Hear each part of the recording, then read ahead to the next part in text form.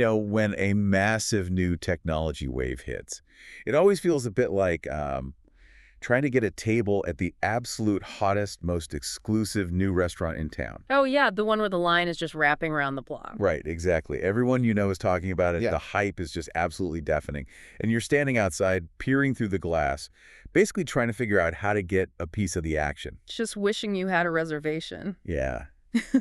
Welcome to today's deep dive, where we're going to look at exactly that kind of frenzy. But our mission today for you, the listener, is a little different. We aren't actually looking at the flashy restaurant itself. No, we're looking at something much more foundational. Exactly. We are looking at a highly anticipated IPO that could serve as a massive bellwether for the future of the entire AI industry. We're talking about a company called Csquare. Right, the data center owner and operator. Yep, preparing to list on the New York Stock Exchange under the ticker CSQR. So going back to that restaurant analogy for a second, while everyone in the market is completely distracted trying to get a reservation with the shiny new AI software bots, today we are looking at the company trying to sell the physical real estate underneath that restaurant. And honestly, it is the perfect place to focus our attention right now because, this deep dive isn't just about one single company's quarterly financials or their upcoming stock ticker. It's way bigger than that. It is. It's a vital look at the heavy physical infrastructure that makes artificial intelligence possible in the first place. I mean, when we talk about AI, it's so easy to get lost in the ether. Oh, for sure. It feels like magic. Right. We think of algorithms, we think of code, we think of magic floating in the cloud, but the cloud is actually incredibly heavy. I love that framing. Yeah. The cloud is heavy. It really is. It requires land, it requires thousands of tons of concrete, and it requires almost incomprehensible amounts of power and cooling. Csquare is essentially the physical manifestation of the AI boom. It's the concrete and the steel. But to really understand why Csquare is making headlines right now and why their upcoming debut is such a big deal, we first need to look at the incredibly bizarre market environment they're stepping into. It's definitely a strange time in the markets. It really is. If you look at your own portfolio right now, you might be wondering why it's so hard to directly invest in the biggest names in this space. Because you literally can't. Right. There is this massive, frankly, widening financial hunger for absolutely anything related to AI, combined with a really surprising lack of pure play options for regular investors. Yeah, there is a fundamental bottleneck in the capital markets right now when it comes to artificial intelligence, and that bottleneck is completely changing investor behavior. Okay, so let's unpack this a bit, because if you look at the absolute biggest names in AI right now, the ones making all the headlines, companies like OpenAI and Anthropic, they're still private companies. Completely locked up. Exactly, locked up by venture capital and these mega cap tech partnerships. So because of this lockout at the very top, what we're seeing in our sources today is that the AI trade is widening out in a major way. It has to. The money has to go somewhere. Right. Investors are basically clamoring to find any public company that is charting the next frontier of this technology because they just can't buy the pure brains behind it. The demand is acting like this massive gravitational pull, and it's dragging entirely different sectors right into the spotlight. A massive gravitational pull. I mean, our sources note it is so intense that it's literally pulling foreign companies into the U.S. capital markets, like the South Korean memory chip maker SK Hynix, ticker SKHY. Yeah, they're a perfect example of this international pull. It's wild. And it's driving IPOs across a huge spectrum of companies. We are seeing listings from alternative chip makers like Cerebra's, ticker CBRS, all the way to SpaceX, ticker SPCX, which, by the way, is currently pitching space-based data centers. Which sounds like science fiction, honestly. Right.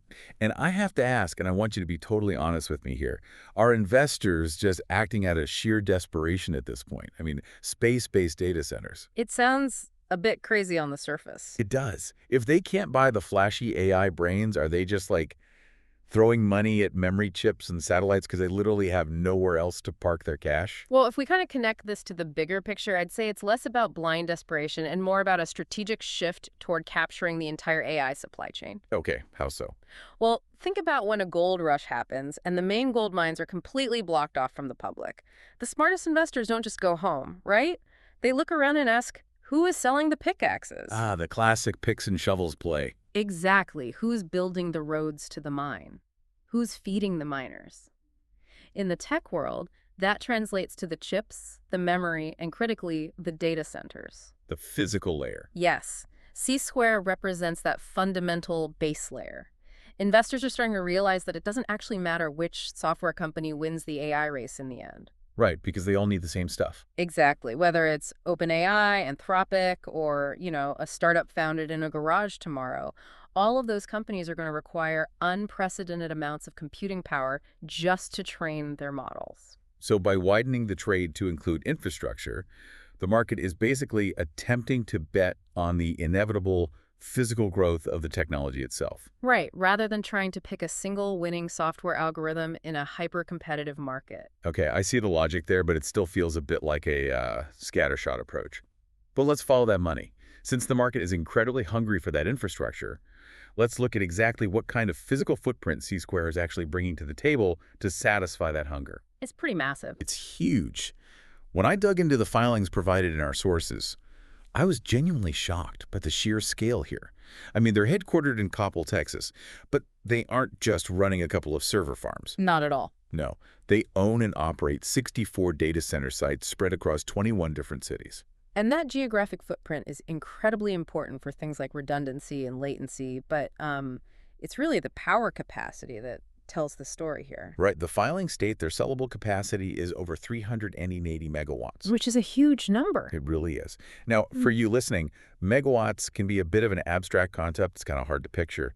But our sources point out that the International Energy Agency, the IEA, defines a hyperscale data center as having about 100 megawatts of capacity. Okay, so let's do the math on that. Right, so Csquare's 380 megawatts is essentially the equivalent of running nearly 4 massive industrial-sized hyperscale cities. Wow. Yeah, we aren't talking about a slightly oversized server closet with a really loud fan here.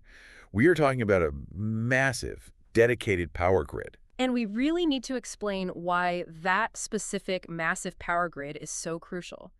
Because AI is fundamentally changing the architecture of data centers. How so? Like, how is it different from normal cloud computing? Well, traditional cloud computing, hosting websites, storing your smartphone photos, running basic corporate software, it's relatively predictable, A server spins up, handles a request, and spins down. Okay, fairly standard stuff. Right. But training a large language model, that requires thousands of cutting-edge GPUs running at 100% maximum capacity continuously for months at a time. So it's like running a marathon at an all-out sprint pace, nonstop. Precisely. And that continuous massive power draw generates astronomical amounts of heat. I can imagine. Yeah, older data centers simply weren't built for this. Their floors literally cannot support the physical weight of these dense new AI server racks, and their traditional air conditioning systems just cannot cool them. Wow, so they're too heavy and too hot. Exactly. You need specialized liquid cooling systems, you need reinforced infrastructure, and dedicated massive power substations. So when Csquare says they have 380 megawatts of capacity, they're basically advertising that they have the industrial-grade plumbing and power necessary to keep the hottest, heaviest computers in the world from literally melting down. That's exactly it. That actually brings up a fascinating stat from their filings. As of March, roughly 11% of Csquare's monthly recurring revenue came from what they call leading hyperscalers. Okay, that's an interesting detail. Yeah, and 11% isn't exactly a dominant majority, right?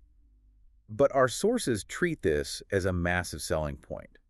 Why does having a fraction of your revenue come from hyperscalers matter so much? Well, what's really fascinating here is that 11% acts as a powerful proxy for quality assurance in a very opaque industry. Okay, a proxy for quality. Yeah. Hyperscalers, so think the absolute titans of the tech industry, the mega cap companies building the biggest foundational models. They are the toughest, most demanding customers on the planet. Good as they can be, right? Exactly. They have the billions of dollars required to just build their own custom facilities if they wanted to. Okay, let me try an analogy here to see if I'm getting this. It's like an elite Formula One racing team deciding to use your independent racetrack to test their newest cars every single month. Oh, I liked that. Right. So even if they only make up a small portion of your track's total booking revenue, the mere fact that an F1 team chooses to run on your asphalt proves to every other driver in the world that your track can handle the absolute highest speeds and tightest tolerances. It validates the infrastructure. That is a much better way to conceptualize it. If the tech giants are choosing to lease space and power from Csquare and providing recurring monthly revenue to do so, it signals to the broader market that Csquare's 64 sites are of that elite F1 level quality. It proves they can handle the heat. Literally, exactly. It proves their infrastructure can handle the intense demands of modern AI processing we just discussed. That 11% acts as a beacon for other potential clients who need high-performance space. And crucially, it's a beacon for potential public investors. Okay, but building an F1 grade track, or in this case, a liquid-cooled 380-megawatt data center empire across 21 cities is not cheap. No, it is incredibly expensive. Yeah. Having a massive footprint and big-name hyperscaler clients is a great story. But when I actually peeled back the layers of their IPO filings and looked at the financials, I honestly had to do a double take. Yeah, the financials of physical infrastructure always present a jarring contrast to the boundless, low-overhead optimism of software companies. Jarring is putting it mildly. Let me walk you through the numbers they reported just for the March quarter. On the top line, Csquare generated $270.5 million in revenue. Which is a very solid, tangible number. It is, but despite all that revenue, they still logged a net loss of $65.9 million for that single quarter. Ouch. Right. And then there's the balance sheet. As of June 30, their debt and finance leases sit at an absolute jaw-dropping $5.4 billion. Billion with a B. It is a staggering amount of leverage. But here's where it gets really interesting. Because the filings reveal that Csquare plans to use about 75% of its IPO net proceeds just to pay down its debts. Almost all the money they're raising. Exactly. And post-IPO, its private backer, the massive investment firm Brookfield, ticker BAN, will still own 67% of the common stock. So they're maintaining control. Right. So I have to push back on this entire narrative. They're losing nearly $65 million a quarter. They're sitting on a $5.4 billion mountain of debt. What? If 3/4 of the money they raised from the public in this IPO is just going to pay off their corporate credit card, is this actually an IPO designed to fund future growth and build the next generation of AI data centers? Or is this just a massive multi-billion-dollar bailout for Brookfield, cleverly disguised as a shiny new AI investment for the retail public? Look, it is entirely fair and frankly necessary to be highly skeptical when you see a debt load of $5.4 billion and a plan to use the vast majority of IPO proceeds just to service it. It's a huge red flag for a lot of people. Absolutely. However, we have to calmly contextualize these numbers within the reality of this specific heavy industry sector. Like we said, data centers are notoriously capital intensive. You cannot build a 380 megawatt footprint across 21 cities using venture capital pocket change. Right, you can't just write some code in a coffee shop and launch a data center. Exactly. It requires massive upfront debt financing to acquire prime real estate, to pour thousands of tons of concrete, negotiate and secure the municipal power rights. Twitchell. Which takes forever, by the way. Oh, yeah. And then you have to install the highly specialized cooling systems long before a single server is turned on and generating a single dollar of rent. The debt is quite literally the cost of entry for playing in the infrastructure space. Okay, I get that. But 75% of the IPO proceeds going to debt payoff. Yeah. That feels like they are drowning and asking the public for a life raft. I understand that perspective, I really do. But regarding the idea of a pure bailout, I think the critical detail you mentioned is that Brookfield is holding on to 67% of the common stock after the IPO. Okay, why does that matter so much? Well, if this were a true bailout, like if the private backers looked at the AI landscape and thought the ship was sinking, you would typically see them structuring the IPO to cash out as much of their equity position as legally possible. Oh, so they would be running for the exits. Exactly. They'd be dumping their shares on the public. So the fact that they are keeping a supermajority controlling stake means they actually want to stay on the ride. Right. It proves they believe in the long-term compounding value of the asset. What they're executing here is essentially a strategic deleveraging. Okay, break that down for us. Sure. They want to use the public markets to raise capital, clean up the balance sheet, and drastically reduce those massive interest payments that are causing those $65 million quarterly losses in the first place. Oh, okay. That makes sense. Yeah, so by doing so, they position the company, which they still largely own, to ride the future wave of AI expansion with a much healthier, potentially profitable financial profile. Okay, so if I'm understanding the mechanics correctly, it's less of a take the public's money and run situation and more of a help us refinance our massive mortgage so we aren't crushed by interest rates, and in return, you get a piece of the house situation. That is exactly the financial strategy at play. But, just because Brookfield isn't running for the exits doesn't mean it's without significant risk for the new public investors stepping in. Right, because you still have to deal with the debt. Exactly. You're still buying into a company that has to prove it can outgrow its historical debt. And that's the rub, isn't it? Because no matter how you slice it, that combination of massive, multi-billion-dollar debt, ongoing quarterly net losses, and just sky-high AI market hype makes Csquare's upcoming debut incredibly precarious. It's walking a very fine line. It really is. And that precarious nature leads us directly to the climax of today's deep dive, why the entire stock market is currently treating this specific ticker as a crystal ball for the future of the tech industry. Yeah, this IPO is really the moment of truth for the overarching narrative that's been driving the broader market for the last several months. According to our sources, Csquare is expected to list as soon as this week. Yeah. And the reporting is very clear. This IPO is being viewed by institutional investors as a crucial litmus test for the next round of AI and tech companies that are currently waiting in the wings to go public. There's a lot riding on this. There really is. And this pressure is hitting at a very specific, delicate time in the market. We're reading that some investors are actually less devoted to the AI trade right now than they were just a few months ago. Yeah, the sentiment is definitely shifting from blind optimism to cautious calculation. And a lot of this hesitation seems to stem from the recent market reception of SpaceX, which was described in our sources as hot then cold. Which is very telling. Yeah. So what does this all mean for Csquare? To me, it feels like the market dynamic is completely flipped. Like 6 months ago, investors were buying tickets to the AI Music Festival without even looking at the lineup. They just wanted in? Right. But now, the hype has cooled off just enough that they're standing at the box office, demanding to see the full lineup and the financial receipts before they hand over their cash. And this raises an important question about the current psychology of the market.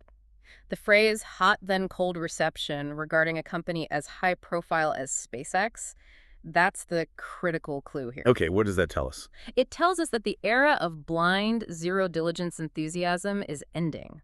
Earlier in the AI cycle, simply having an association with next-generation technology was enough to guarantee a massive surge in investor demand. The narrative was doing all the heavy lifting. Exactly. But now, as the trade matures, capital is becoming highly discerning. They're looking past the buzzwords and looking straight at the balance sheet. They are. And that is why a whole host of other AI-adjacent companies are actively watching Csquare's IPO right now. They're watching the order books to decide whether to move forward with their own public debuts or if they should, postpone them, retreat, and wait for better conditions. Wow. So Csquare is essentially the canary in the coal mine for the entire IPO pipeline. That's a perfect way to put it. So what happens if the canary stops singing? Let's say Csquare debuts and it just totally fails to excite buyers. Let's say the public market looks at that $5.4 billion debt, looks at the $65 million quarterly loss and decides, no thanks, the infrastructure play is too risky right now. What does that do to the broader AI market? Honestly, if that happens, it sends a massive chilling signal across Wall Street.